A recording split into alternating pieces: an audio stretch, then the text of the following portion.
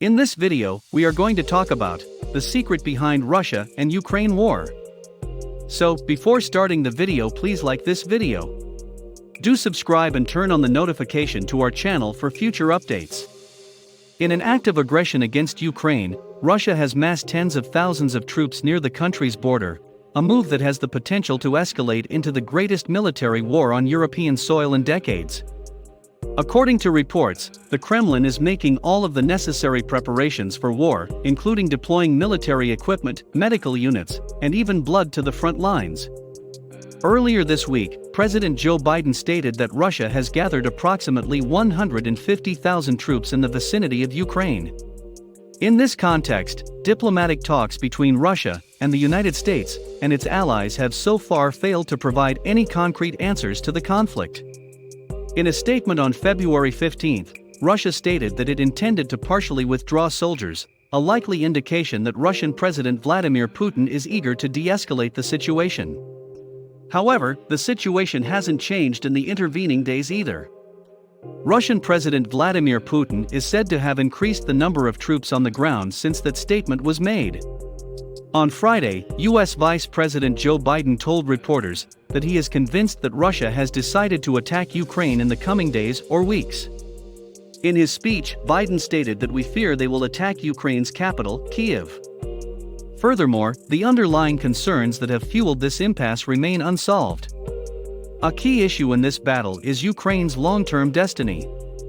However, Ukraine is also a broader stage on which Russia can attempt to restore its influence in Europe and the rest of the world, as well as a platform for Putin to cement his legacy. Those are not insignificant goals for Putin, and he may conclude that the only way to achieve them is through a new invasion of Ukrainian territory. This would be a move that would result in thousands of civilian deaths, a refugee crisis across Europe, and a response from Western allies that would include harsh economic sanctions affecting the global economy. The United States and Russia have established clear red lines that serve to clarify what is at stake.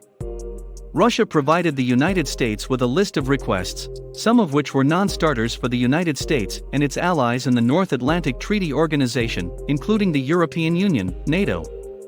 As part of his demands, Putin called for NATO to halt its eastward expansion and deny membership to Ukraine, as well as for NATO to scale back troop deployment in countries that joined after 1997, which would effectively turn the clock back decades in terms of Europe's security and geopolitical alignment.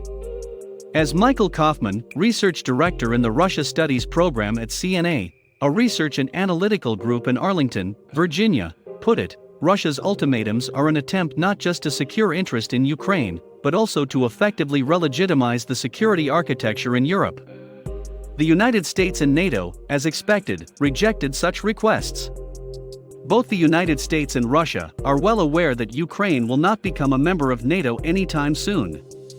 Many prominent American foreign policy experts believe that NATO should never have been allowed to get so close to Russia's borders in the first place, especially towards the end of the Cold War. According to NATO's open-door policy, sovereign countries are free to choose their own security alliance partners. Giving in to Putin's demands would give the Kremlin veto power over NATO decision-making and, as a result, over the security of the European Union as a whole. When the Soviet Union disintegrated in the early 1990s, Ukraine, a former Soviet country, possessed the world's third-largest nuclear arsenal, after the United States and Russia. During the course of a series of diplomatic agreements, the United States and Russia worked with Ukraine to denuclearize the country, and Kyiv returned hundreds of nuclear weapons to Russia in exchange for security assurances that would keep it safe from a hypothetical Russian assault. The validity of those guarantees was put to the test in 2014, when Russia launched an invasion of Ukraine. During the 2014 conflict in Ukraine, Russia annexed the Crimean Peninsula and aided a separatist uprising led by pro-Russian militants in the eastern Donbas region. To date, the fighting in eastern Ukraine has claimed the lives of more than 14,000 people. Russia's offensive in Ukraine arose as a result of large-scale demonstrations that deposed the country's pro-Russian president, Viktor Yanukovych, partially over his abandonment of a trade agreement with the European Union. Diplomats from the United States paid a visit to the protesters, in a symbolic act that enraged Putin even more. President Barack Obama, wary of further escalation of relations with Russia, was sluggish to marshal a diplomatic response in Europe and did not immediately give offensive weapons to the Ukrainian military.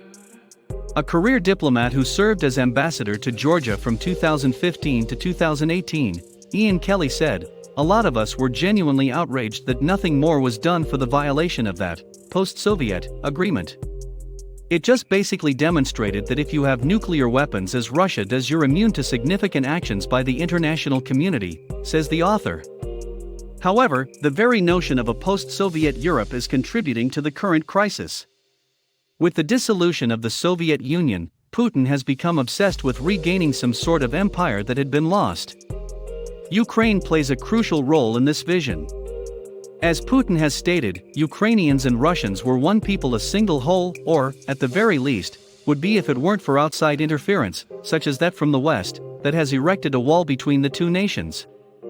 Ukraine will not be joining NATO in the near future, according to President Joe Biden's recent remarks. The heart of the NATO treaty is Article 5, which states that an attack on any NATO country is treated as an attack on the entire alliance. This means that any Russian military engagement with a hypothetical NATO member Ukraine would theoretically bring Moscow into conflict with the United States, the United Kingdom, France, and the other 27 members of NATO, among others. However, the country is the fourth largest beneficiary of military assistance from the United States, and intelligence collaboration between the two countries has increased as a result of Russian concerns.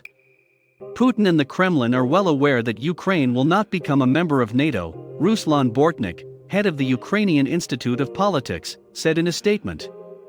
However, Ukraine was admitted as an informal member of NATO without a formal decision being made. That is why Putin considers Ukraine's orientation toward the EU and NATO, despite the fact that Russian aggression played a significant role in this, to be untenable in terms of Russia's national security. The dispute between Russia and Ukraine is a continuation of the crisis that began in 2014.